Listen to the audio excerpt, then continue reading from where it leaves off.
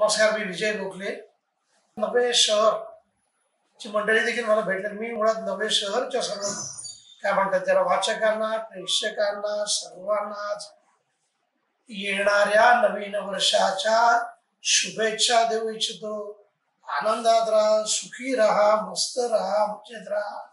सुखसंचारक पवन होऊन समता सांभाळा, सुगंध घ्यावा, सुगंध द्यावा, हाच धर्म पाळावा.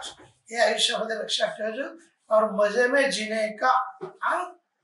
नवी मुंबई येथे विष्णुदास भावेमध्ये आमचं नवीन नाटक रंगशाला प्रतिष्ठानचं डबल लाईफ या म्युझिकल कॉमेडीच्या प्रथम प्रयोगासाठी आज इथे आलो.